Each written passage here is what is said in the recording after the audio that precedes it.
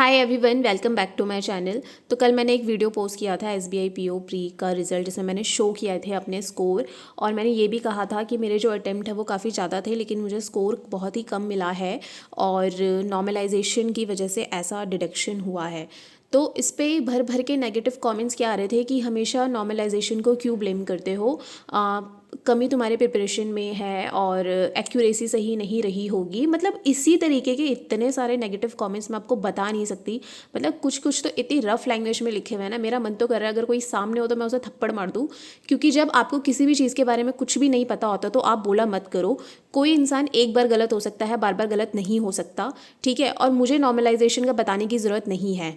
अगर मैं आपसे ये कहूँ कि मैं सिर्फ 57 अटेम्प्ट करके आई थी, तब जाके मुझे 52 मार्क्स मिले हैं, नॉर्मलाइजेशन हुआ है, ऐसे ऐसे करके मेरे इतने कम स्कोर आ गए हैं। तो चलो आप लोग मुझे ब्लेम करो, हाँ ये झूठ बोल रही है, अटेम्प्ट तो अच्छे थे ही नहीं, ठीक है, एक्यूरेसी नहीं रही होगी, इस वजह से इतने कम मार्क्स हैं। लेकिन अगर कोई इंसान 71 अटेम्प्ट करके आ रहा है और जिसकी एक्यूरेसी ठीक ठाक रहती है, मैं पहली बार तो कोई पेपर दे नहीं रही, ठीक है, मैं पेपर बहुत टाइम से देती आ रही हूँ। और ऐसा नहीं है हर एग्जाम में आके मैंने ये बात कही है। जिस एग्जाम से रिलेटेड मैंने नॉर्मलाइजेशन की बात कही है, वो बात हमेशा 90% जो स्टूडेंट्स हैं उन्होंने भी कही है, क्योंकि उनके साथ भी वही चीज़ हुई है।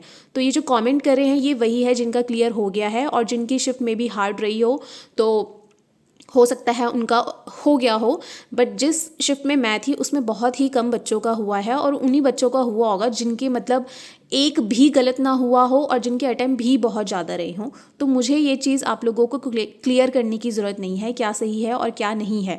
मैं किसी भी एग्ज़ाम को ऐसे पर्टिकुलरली टारगेट नहीं करती। जहाँ पे मुझे लगता है जो चीज़ गलत हुई है वो मैं बोलूँगी, ठीक है।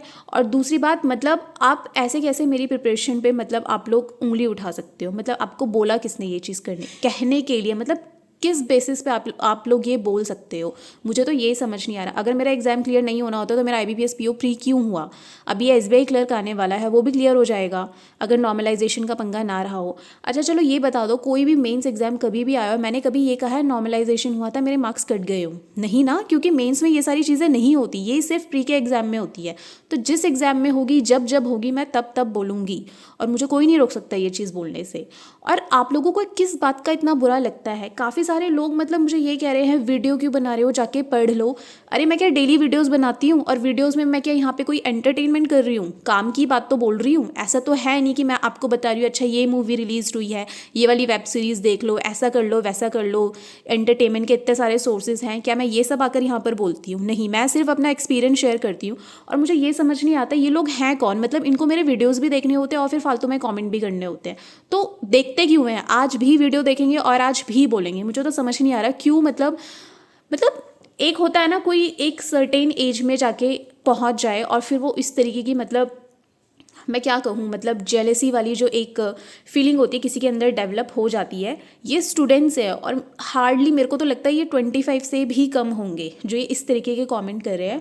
और जो मैंने अपना एसबीआई पीओ प्री का स्कोर कार्ड शेयर किया था उसमें मैंने अपनी डेट ऑफ बर्थ भी मेंशन की थी, क्योंकि काफ़ी सारे लोग मुझसे पूछते थे how old are you, how old are you. अब मैं पर्टिकुलरली सबको ये चीज़ मेंशन नहीं कर सकती ना, मैं इतने साल की हूँ, मैं इतनी साल की हूँ। तो फिर मैंने इस बार ही कर दिया। मैंने कहा देख लेंगे, और इनका भी जो एक डाउट है कि कितनी एज है, कितना टाइम हो गया, कब से प्रिपरेशन करी है, और मतलब इतना फालतू का लिखा हुआ एक एक क्या कमेंट कर रहा है। मुझे बहुत ही हंसी आ रही है। किस बात पे हंसी आ रही है? हंसी आ रही है तो नाच लेना, फिर अपने घर के पूरे आंगन में नाच, अपनी रोड पे नाच, अपने पूरे इलाके में नाच, ठीक है।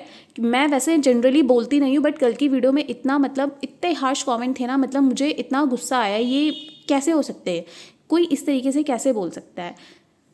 तो मतलब शेम ऑन यू गाइज जो इस तरीके के कमेंट करते हैं। और मुझे नहीं लगता अगर आप गलती से बैंक में चले भी जाओगे ना तो बैंक का ही सत्यानाश है, क्योंकि आप जैसे एम्प्लॉय उसे मिलेगा जिसे बात करने की तमीज़ नहीं होगी अपने कस्टमर से। और मुझे बोल रहे हैं मैं गलत बोल रही हूँ। जिस दिन मैं गलत होंगी ना तो उस दिन लगभग क्या सारे ही आके मुझे बोलेंगे मैंने गलत बोल दिया है, ठीक है। और आप लोगों को तमीज़ सीखने की ज़रूरत है। जाइए कहीं अच्छी जगह पे, वहाँ पे जहाँ पे आपको मैनर्स सिखाई जाए, किससे किस तरीके से बात करते हैं, फिर आगे मुझसे बात करना।